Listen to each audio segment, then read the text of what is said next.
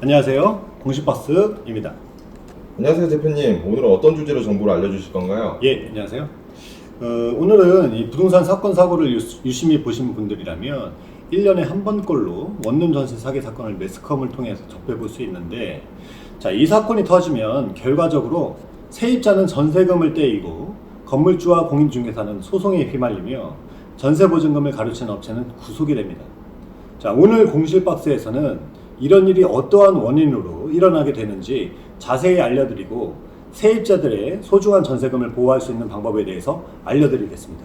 신분증을 위조하거나 공인중개사가 사기를 목적으로 전세 계약을 체결한다거나 하는 그런 경우는 사실 흔한 경우가 아닌데요. 전세 사기의 유형에는 여러 가지가 있지만 오늘 영상에서는 실제 원룸 건물에서 빈번하게 일어나는 경우에 대해서 말씀드리겠습니다.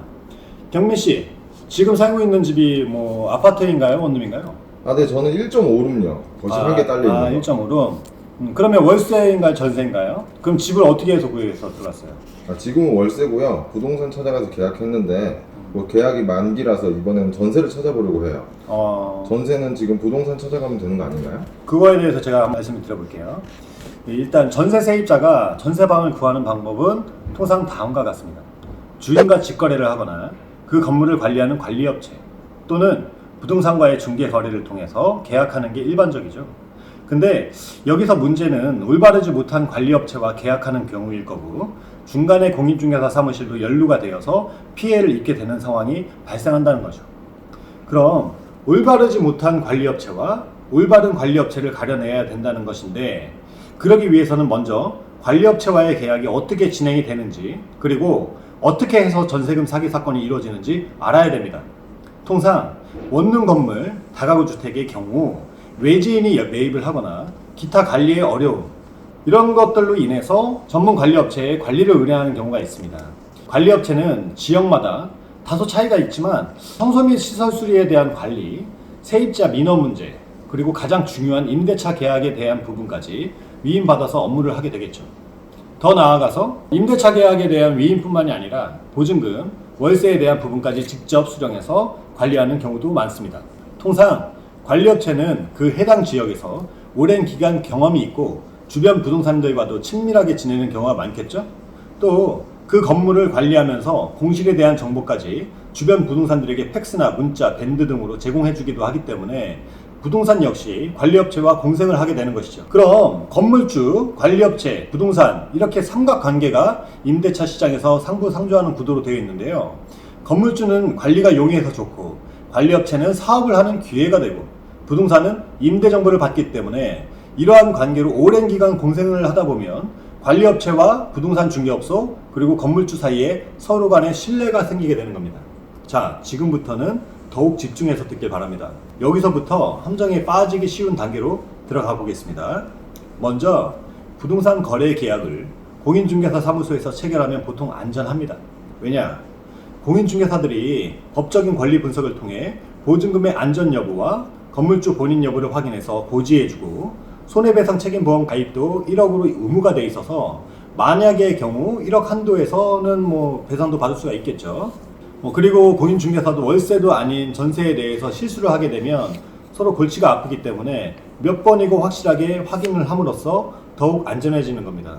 그럼 공인중개사는 전세 계약을 체결할 때 주인을 대리한 관리업체와 세입자, 쌍방 사이의 중개 계약을 체결하게 되었을 때 누구에게 송금을 하고 해야 할까요? 당연히 건물주에게 송금을 해야 합니다. 세입자에게 건물주 전화번호와 계좌번호를 확인시켜주고 그쪽으로 송금하면 문제가 발생하지 않을 겁니다. 그런데 앞서 말씀드렸지만 오랜 기간 거래관계를 통해서 관리업체와 부동산 업체 사이에 믿음이 있기 때문에 보증금을 관리업체에 송금하게 되는 경우가 발생하는 겁니다. 매년 매스컴을 통해서 터지는 사건들은 바로 이 경우에서 많이 발생하는데, 보증금과 월세를 수령해서 건물주에게 송금하는 관리업체가 큰 액수의 금액을 받아서 건물주에게는 월세를 놓았다 하고 해당 보증금과 월세를 보내고 나서 나머지 차액은 개인적인 용도로 사용하게 되는 경우가 생길 수 있습니다. 통상 처음에는 의도치 않게 잠깐 급한 데 돈을 쓰고 나서 나머지는 갚으려는 마음으로 시작되겠죠. 그러나 이것이 점점 눈덩이처럼 커지게 되면 더 나쁜 마음을 먹게 되는 겁니다. 바로 여기서 한바탕 사건이 벌어지게 되는 겁니다. 관리업체는 보통 하나의 건물만 관리하는 것이 아니라 수십, 수백 개를 관리함으로써 통장 관리까지 하는 건물이라면 마음만 먹으면 얼마든지 횡령할 수 있다는 말입니다.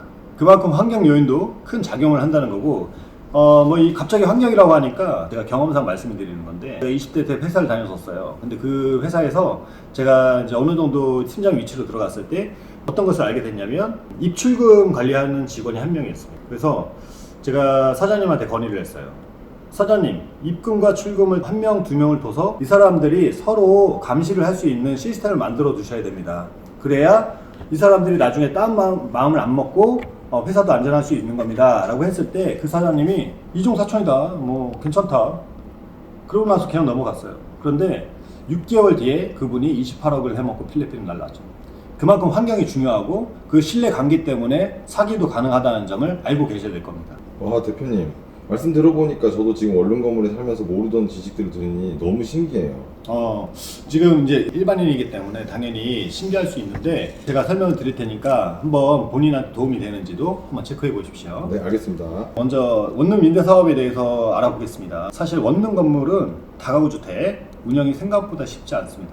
세입자 민원도 다양하고요. 떠드는 사람, 층간소음, 쓰레기 불법 투척, 담배 연기, 심지어는 코골이 소리 때문에 아래층이 이사를 가는 경우도 있죠. 이런 부분부터 시작해서 건물의 누수, 건물 청소, 시설물 하자, 보일러 수리, 타일 하자 보수 등 건물주가 신경 써야 할 항목이 굉장히 많습니다. 그리고 가장 중요한 월세 수금 관리, 또 이 부분이 가장 중요하다고 볼 수 있기 때문에 요즘에는 어플이나 수금 관리에 관련한 업체들도 많이 생겼죠. 여기서 또 건물주들의 속을 태우는 것이 바로 진상 세입자들인데, 대부분의 선량한 세입자는 월세를 꼬박꼬박 내는 반면에 그렇지 않은 세입자들은 전화하면 안 받고 월세 내라고 해도 차일 폐일 미루고 야반 도주, 이런 경우도 있죠. 차라리 이렇게 야반 도주라도 해서 짐 다 빼고 나면 차라리 다행입니다. 자, 월세는 밀리고 보증금도 다 까먹었는데도 불구하고 계속 짐을 놔두고 거주하는 사람들이 있죠. 이런 악질 세입자로 인해서 가끔 매스컴에도 건물주 세입자 간의 본쟁이 보도되기도 하는 겁니다.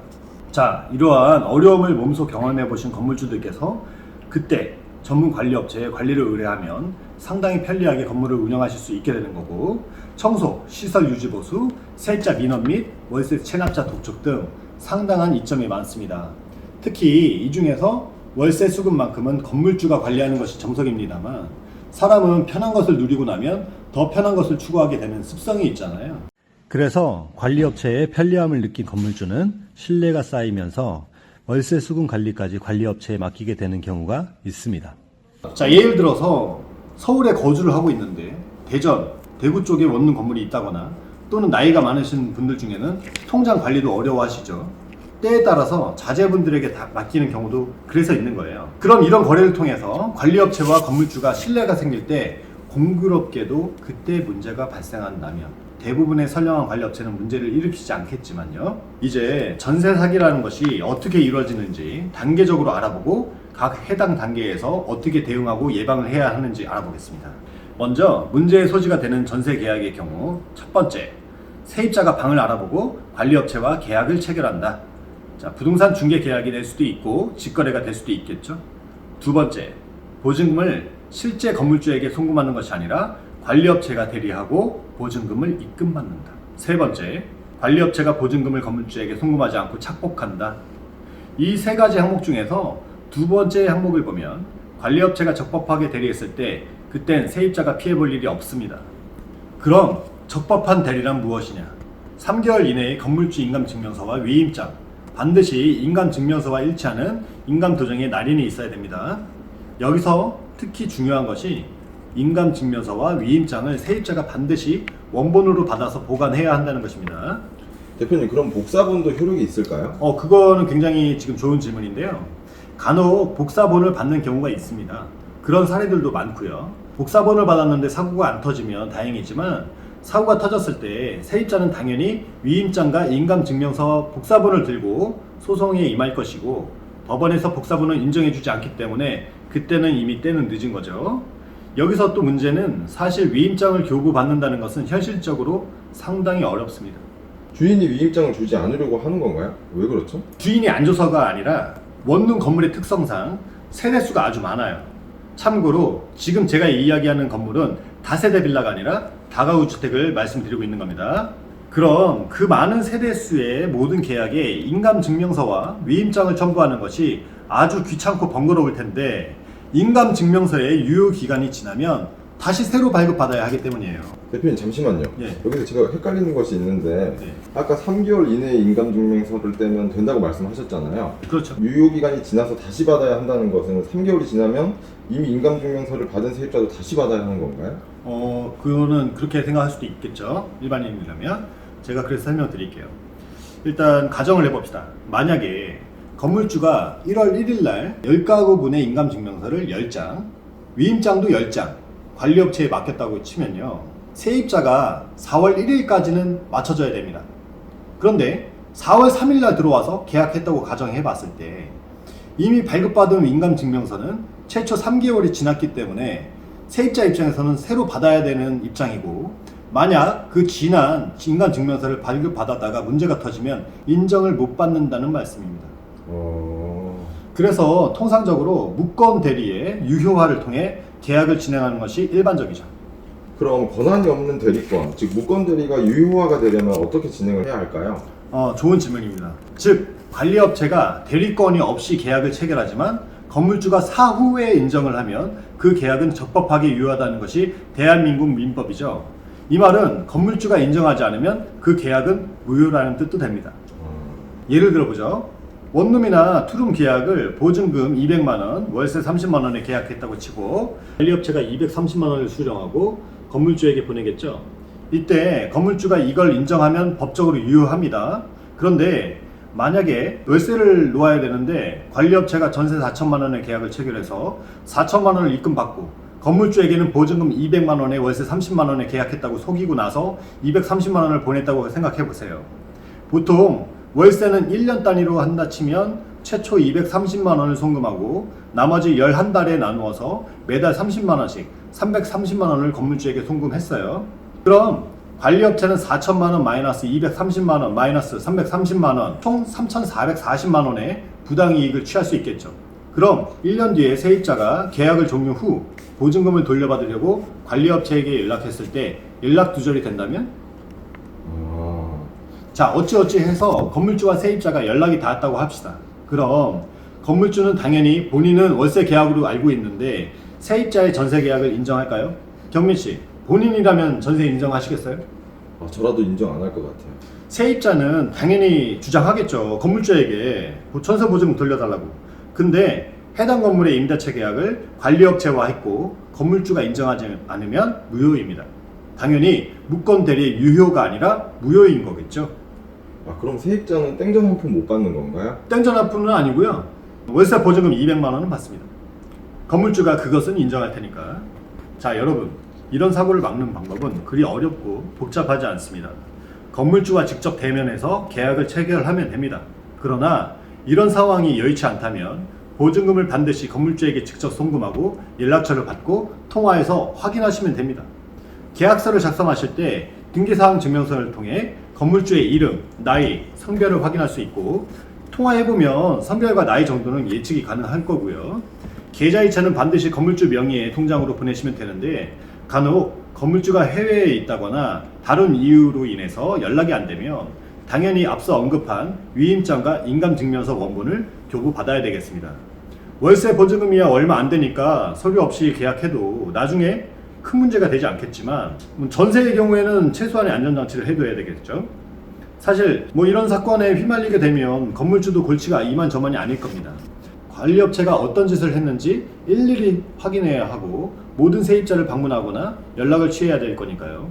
그리고 귀찮더라도 건물주들께서는 평상시에 계약서 체크 및 보증금 월세 체크를 꼼꼼히 해주신다면 관리업체가 중간에 다른 마음을 먹기가 쉽지 않을 겁니다. 오늘은 전세 사기의 여러 가지 유형 중에 가장 빈번하게 일어나는 사례와 무권 대리의 유효화에 대해서 다루었는데 토막 상식으로 기억해 두시면 나중에 반드시 큰 도움이 될 겁니다. 경민 씨도 오늘 수고하셨습니다. 너무 감사합니다. 저도 많이 배운 시간이었습니다. 잠깐만요. 건물의 대출, 저당권과 전세 보증금, 안전에 관한 부분은 이번 편에 다루지 않았으므로 계속 순차적으로 제작하고 있으니까 꼭 구독과 좋아요 챙겨봐 주시길 부탁드리겠습니다. 감사합니다.